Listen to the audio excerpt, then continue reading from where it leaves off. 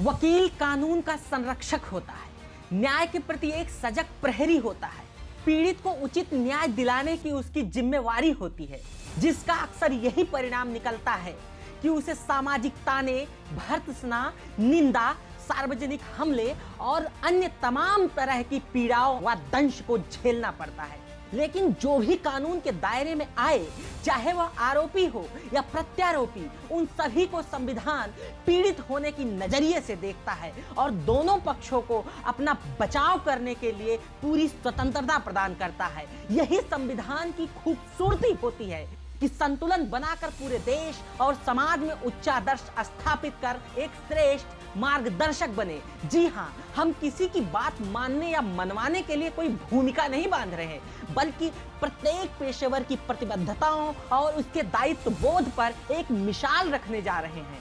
आज हम बात करेंगे एपी सिंह की, वही एपी सिंह जिन्होंने निर्भया के बलात्कार के आरोपियों की तरफ से मुकदमा लड़ा था, जिसकी वजह से वह सुर्खियों में आए और उन्हें तमाम दंश और अवहेलना झेलनी पड़ी। लोगों ने यहाँ तक कहा कि उनका निर्भया यानी इस बच्चे की हालात देखकर जरा सा भी दिल नहीं पिघला, कितना निष्ठुर है, नीच वगैरह वगैरह।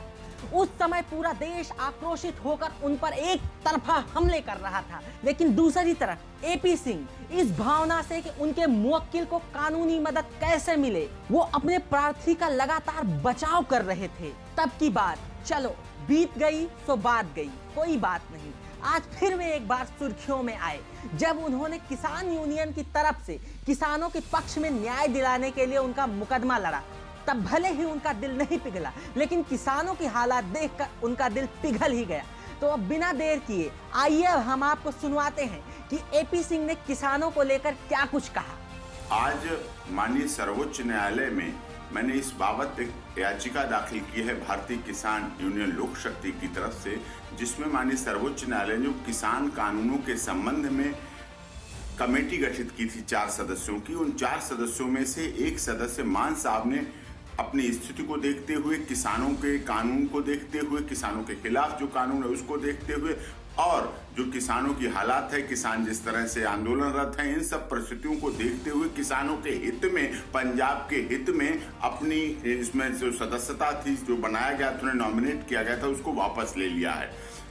तो अब कमेटी में 3 सदस्य रह गए। 3 सदस्यों का हाल भी वही है, क्योंकि तीनों सदस्य, इनमें से एक सदस्य पहले ही आर्टिकल द हिंदू और अखबार में लिख चुके हैं किसान के जो तीनों कानून हैं उनके पक्ष में, सरकार के पक्ष में।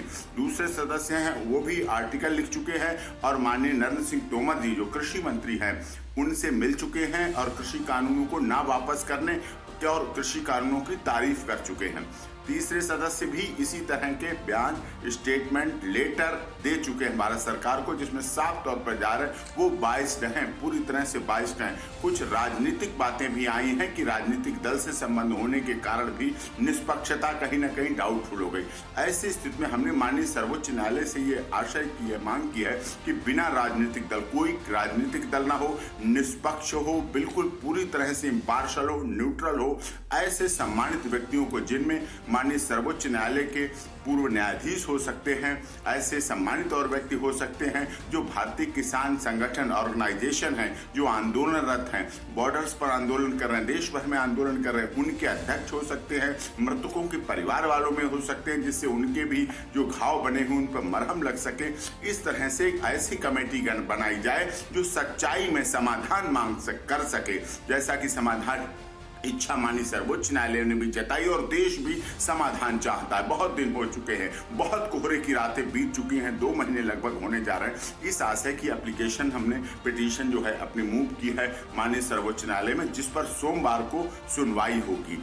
और दूसरी बात, जो यूनियन ऑफ इंडिया ने थ्रू दिल्ली पुलिस एप्लीकेशन लगाई है, जिसमें कहा गया कि 26 जनवरी गणतंत्र दिवस परेड पर ट्रैक्टर रैली किसान करेंगे। देखिए, 26 जनवरी गणतंत्र दिवस सभी का है, पूरे देश का कॉन्स्टिट्यूशनल संवैधानिक हमारा उत्सव है, महोत्सव है। इसे हम सभी देशवासी बहुत अच्छी तरह से मनाते हैं, पूरे दिल से, दिमाग से, जुबान से, पूरी तरह से मनाते हैं। ऐसी स्थिति में दूसरी बात, कानूनी बाध्यताएं वाली बात है। नई दिल्ली परिक्षेत्र, जिस क्षेत्र में 26 जनवरी गणतंत्र दिवस की यात्रा, बीटिंग रिट्रीट, तैयारियां, रिहर्सल जो भी होने हैं 3 दिन 4 दिन, उन सब में धारा 144 पहले से ही लगी हुई है। और धारा 144 सीआरपीसी साफ तौर पर कहती 5 से 7 8 व्यक्ति इकट्ठे नहीं हो सकते। ये कानून है, लॉ है, ये सभी जानते हैं। तो ऐसी स्थिति में और मांग करना और एप्लीकेशन लगाना, ये पूरी तरह से कोर्ट का टाइम खराब करना है, भ्रमित करना है भारत सरकार और दिल्ली पुलिस द्वारा। जब धारा 144 लगी और उसके बड़े बड़े बोर्ड हर तरफ नई दिल्ली परिक्षेत्र में जब भी आप घुसेंगे तो उसमें ये बोर्ड लगे हुए हैं, तो साफ जाहिर हो रहा है कि धारा 144 में ऐसा कुछ नहीं होने वाला है। फिर भी उन्होंने एप्लीकेशन लगाई। हम लोग लॉ अबाइडिंग सिटीजन हैं, कानून में विश्वास रखते हैं, किसानों के लिए काम करते हैं। हमारे क्लाइंट जो किसान संगठन है भारतीय किसान लोक शक्ति, लेकिन कानून तोड़ने में बिल्कुल कभी विश्वास नहीं करते। ये इस बात से सरकार को, पुलिस को आश्वस्त रहना चाहिए।